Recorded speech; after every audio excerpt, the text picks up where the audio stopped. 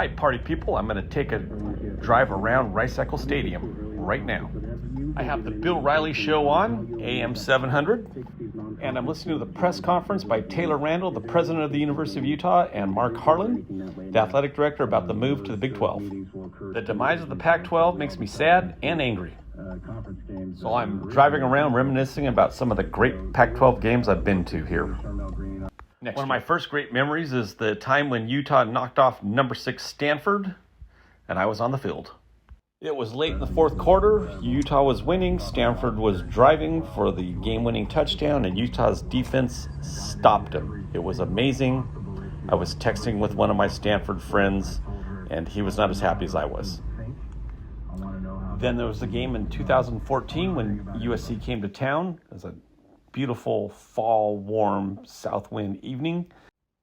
Utah was down late in the fourth quarter, and Travis Wilson orchestrates a great drive and tosses a 1-yard touchdown to Kalen Clay with 8 seconds left, and Utah took the lead and wins the game, and it gave him a lot of confidence in the new league. I have to give props to Travis Wilson. He was so good, such a great competitor, and so fun to watch. There was also the time when Oregon came to town in 2021. They just needed to knock off Utah, win the Pac-12 championship, and they'd be in the CFP.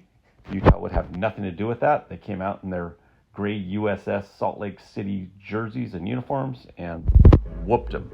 Super fun game.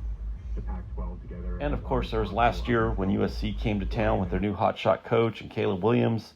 Big balls rising, ends up taking it in for 2, a couple seconds left, and Utah wins that one also. Of course, all my USC friends complained that Utah won because of the reffing, but that's normal. USC fans and BYU fans are very, very similar. I've seen every Pac-12 school play here at Rice-Eccles.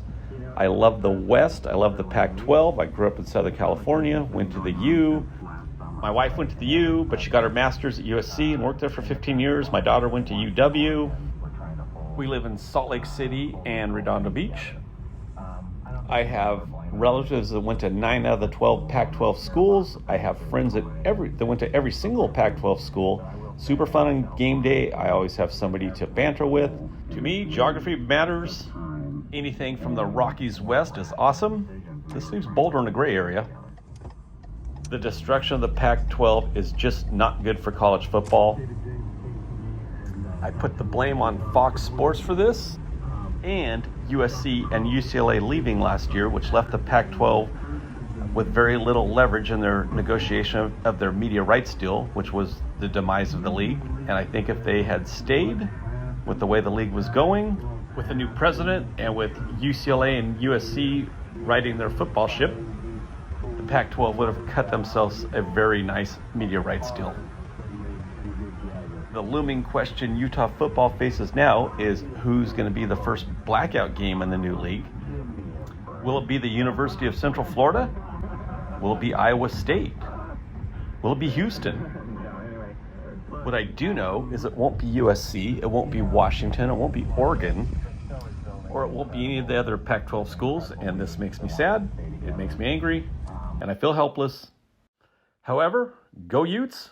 Look forward to seeing the home opener against Florida.